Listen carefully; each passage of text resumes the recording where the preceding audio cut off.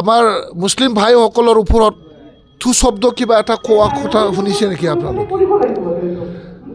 আজি মই Kazigaon district BPF committee আৰু কমিটিৰ সকলো উইংছ চেল কমিটিৰ বিষয়ববীয়াসকল আৰু আমাৰ পৰ্বতজৰা ব্লক কমিটি BPFৰ নেতৃবৃন্দসকল আৰু প্ৰাইমাৰী লেভেললৈকে আমাৰ নেতা কৰ্মীসকলক একত্ৰিত কৰি পেলাই মই নিৰ্বাচনৰ প্ৰচাৰৰ বিষয়ে আলোচনা কৰিব আহিছোঁ।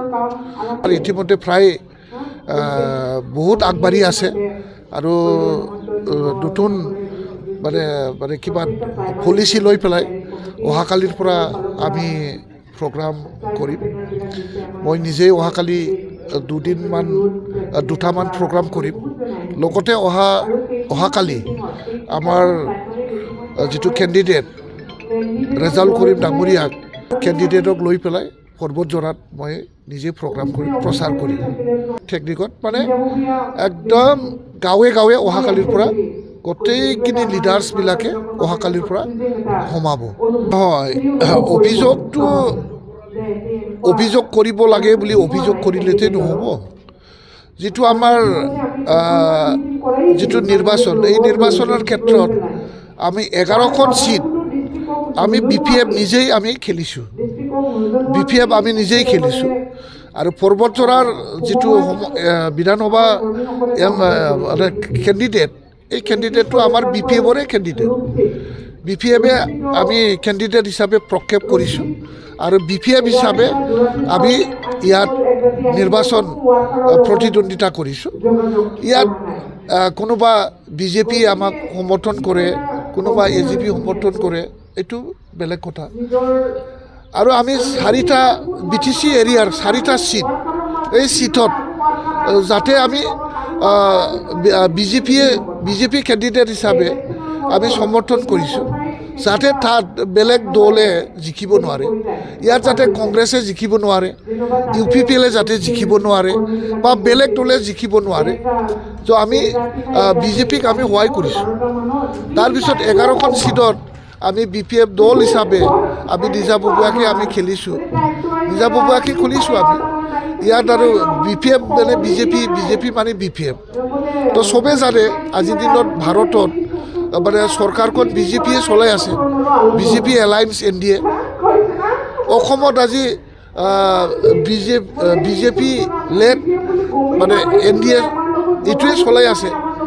তো আমি BTCৰ কাৰণে যদি আমি কাম কৰিব লাগে, উন্নয়নৰ ক্ষেত্ৰত যদি আমি ভাৰত চৰকাৰ, অসম চৰকাৰৰ পৰা পুঁজি পাব লাগে বা আনিব লাগে, স্কিম আনিব লাগে, ডেভেলপমেণ্ট কৰিব লাগে, তেতিয়াহ'লে আমি ৰুলিং পাৰ্টিৰ লগত আমি মিলি থাকিব লাগিব। তো আমিতো মিলিহে কাম কৰিব বিচাৰিছোঁ। ইয়াত আৰু BPF মানে BJP মানে BPF, এই কথা যুক্তিটো মানে যুক্তিহীন। ইয়াত কোনো ধৰণৰ লজিক নাই। তো আমাৰ কথাটো হ'ল যে 15টা সমষ্টিত যে আমাৰ সমৰ্থিত পাৰ্টিৰ বাহিৰে বেলেগে যাতে নিজিকে। 15জন আমাৰ সমৰ্থিত পাৰ্টি আছে, আমাৰে পাৰ্টি। আমি 4টা চিটত আমি BJP লেড কেণ্ডিডেটক আমি কিবা কৰিছোঁ, সমৰ্থন কৰিছোঁ। সমৰ্থন এইটোৰ কাৰণে কৰিছোঁ আমি বেলেগ পাৰ্টি যাতে জিকিব নোৱাৰে। তো বৰ্তমানে আপোনালোকে কি দেখি আছে? হাগ্ৰামা মহিলাৰী ডাঙৰীয়াৰ লগত, হিমন্ত বিশ্ব শৰ্মাৰ লগত একেলগে একে ষ্টেজত 3 দিনমান কেম্পেইন কৰিছে।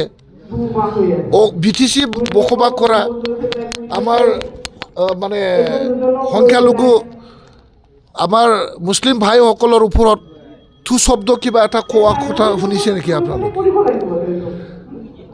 BTCত বসবাস কৰা মুছলিমৰ এগেইনষ্টত কোনোদিনো হিমন্ত বিশ্ব শৰ্মাৰ থু শব্দও কোৱা নাই। কিয় কোৱা নাই?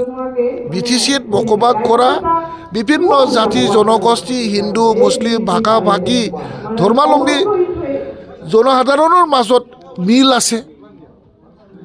আমি একেলগে মানে বসবাস কৰি আছোঁ, একেলগে কাম কৰি আছোঁ, শান্তিৰ কাৰণে একেলগে কাম কৰি আছোঁ, উন্নয়নৰ কাৰণে একেলগে চিন্তা কৰি আছোঁ।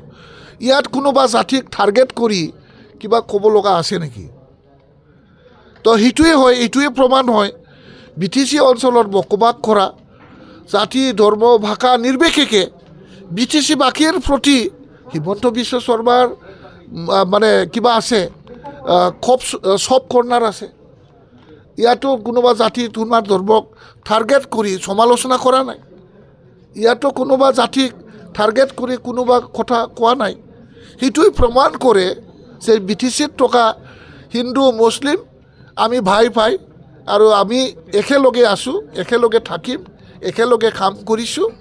ইয়াৰ কাৰণে BTC-বাসী ৰাইজ হিচাপে, BTC-বাসী জনসাধাৰণ হিচাপে সমান চকুৰে চাব লাগে, আৰু চাই আছে কাৰণেই হিমন্ত বিশ্ব শৰ্মা ডাঙৰীয়াও হাগ্ৰামা মহিলাৰী যেনেকৈ ৰাইজক চোৱা চিতা কৰি আছে, তেখেতেও তেনেকুৱাই চোৱা চিতা কৰিবৰ কাৰণে কথা ভাবিছে। তো এইটোতো আমি বুজিব পাৰোঁ নহয়। ইয়াত আৰু সন্দেহ কৰাটোৱেই বেয়া, হয় নে নহয়? সন্দেহ কৰিব নালাগে। এইটোত আমাৰ BTC-বাসী ৰাইজৰ ওপৰত সব কৰ্ণাৰ আছে, মৰম আছে, আৰু আমিও BTC-বাসী ৰাইজ হিচাপে হিমন্ত বিশ্ব শৰ্মাক আমাৰ কাৰণে খুব মানে কি বুলি কয়, উন্নতিৰ ক্ষেত্ৰত, শান্তিৰ ক্ষেত্ৰত আৰু আমাক আগুৱাই লৈ যোৱাৰ ক্ষেত্ৰত হিমন্ত বিশ্ব শৰ্মা ডাঙৰীয়াক আমাক প্ৰয়োজন আছে। আমি প্ৰয়োজন বুলি বোধ কৰোঁ। এইখিনি।